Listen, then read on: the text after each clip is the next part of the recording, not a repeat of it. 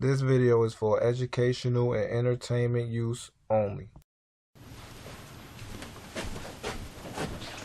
What's going on, AG? It's Duffle, back some more Altgeld Philosopher, and today we're going to talk about crime. Now, talking about crime, we all think crime in the hood is basically you selling something, shooting somebody, stealing, robbing, anything like that. But I'm going to tell you the philosophy behind crime. Now, when I make these videos, I'm not just making these videos for y'all to just listen to them. I want y'all to actually understand and interpret and look up the things that I'm saying so y'all can understand why I'm saying it. I'm trying to basically condense a lot of things to smaller portions so everybody can understand it. So in crime, what I just learned, I want to say last week, is a thing called the Pyrrhic defeat theory, PYRRHIC defeat theory. You look that up. Basically what it basically says is those in power have basically made it to where crime is a part of society, but the theory basically has crime focusing on the poor rather than the rich. So basically crime is a thing of the poor. Everybody low class, that's who commit the crimes. So now, let me tell you the crazy thing about crime, what nobody seems to understand. Crime actually drives society. Now, when you think about that, you're going to be like, what the fuck? No, don't nobody wanted to be no crime. No, you think don't nobody wanted to be no crime, but a lot of people that's in these high institutions and everything, and those in power and the elite, crime is a necessity, because when you think about it, I'm going to show you how crime creates jobs. You would think, no, don't nobody had crime create a job. Okay, I'm going to tell you one example, and I'm going to go so deep into this one example of how many jobs is created. One guy, another guy. We don't care what race, where they at, or any of that. The guy on the right stabs the guy on the left. That's a crime. Now let me show you how many jobs are just created. We're going to take the guy on the right that basically did the stabbing. What he did is he created a job for the police, investigators, detectives. He also created a job for the nurses. He created a job for the clerks at the court. He gave the judge a job. He gave the public defender, the prosecutor a job. He also gave the bailiff a job. He gave the clerks that basically write up the case a job. He gave the knife makers a job. He gave the doctor a job, the nurse a job, the medical assistant a job. He gave, so you get where I'm coming from. Now, same thing with the person that got stabbed. Look at it from their end. They gave psychologists a job because of the thing called victimology, where victims basically go through things psychologically in their brain that it changes them and they become scared of in certain situations because of what happened to them when they became a victim of a crime. Psychologists, psychologists, psychiatrists, therapists. You know what psychiatrists do? They basically give you the medication. So what happens is the person that makes the medication, the person that brands the medication, the person that packages the medication, the person that drives the medication to the CVS, the person that orders the medication, the person that passes you the medication. These are all jobs, all created from this one crime. Now imagine, it's way more jobs that I can go into in detail from this one crime. So when you think that crime do not drive society, a lot of people have jobs because of crime. So you have to understand that you can't change crime in society. I did too much research.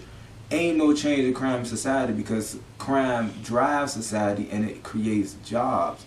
You got to pay your taxes. You got to pay for the roads. You got to pay for these bridges. All of this money comes from people committing crimes. You have to understand that. So you got three options really in the world.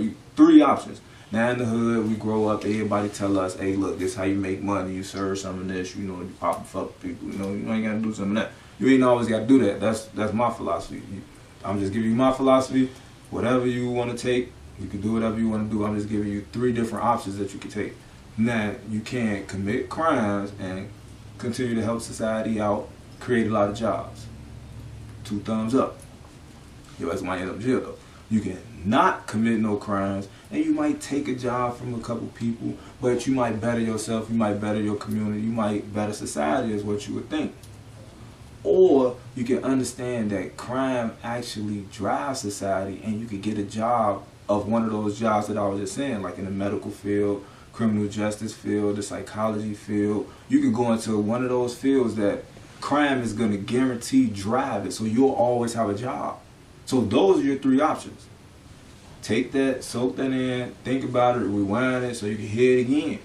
Because crime actually really drives society, and they making it look as if it's a thing that just the poor do, when it's really not like that.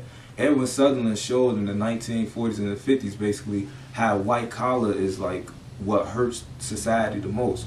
But see, once he died, his research was basically just left for the vultures, and a lot of people didn't continue with his research. White collar crime actually hurts society way more. So per year, blue collar and basically lower class level crime, probably $4 billion a year. That's how much that crime costs. White collar crime, $400 billion 1 year. So you do the math. But I got two guests right here that want to basically be in this video, because this is who I do all this research for. I don't just do it for myself and do it for my family. I do it for these little people. Come on. Which one of y'all want to come first? So this the first person that I do it for. I do it for this dude for the simple fact, him growing up in society, he gonna have to understand that he can't always just lose his mind, and he can't always lose control because he committed a crime. They got enough cells that they continuously building for him. His just like what he said in the world. What was the name of the book? Between the world and you, or between the world and me. He talked about his son, and his son being a black man, and how his body is in danger every day. So him growing up, he light skinned and everything, but he's still gonna be considered black. So I gotta let him understand how the criminal justice system works, and how crime works, and how crime drives society. So this for the first dude. All right, go. You go chill. Come on. Can I check out the peaceful again? This is the second person I do it for. I do it for her because she got to understand a lot of things what also goes on in society with crime, because women are now committing more crimes than they used to in back in the day. For my last research, I basically looked it up, and it's probably like from 2014, but I'm pretty sure it's more than that. But the last number was, it was 1.5 million females on probation or parole in the United States. She's a female. Females are committing more and more crimes as the world gets more and more advanced. Why? Because there's not a lot of fathers in the home. They locked up because of the criminal justice system, so that leaves the women to fend for the kids. So they have to do whatever they have to do to fend for their kids, including commit crime, which drives society. I have to let her understand that as well. So, like I said, I say this all the time. No matter where you're from, you like, share, subscribe, leave a comment, put it wherever you want to put it at. All the hoods is different, but the names is different, but everything that happens in the hood is the same. That's the only thing that changed. Everything is the same, only thing that changes the name. Duffle. The views expressed in this video do not necessarily represent the views or life of Marlon Dixon.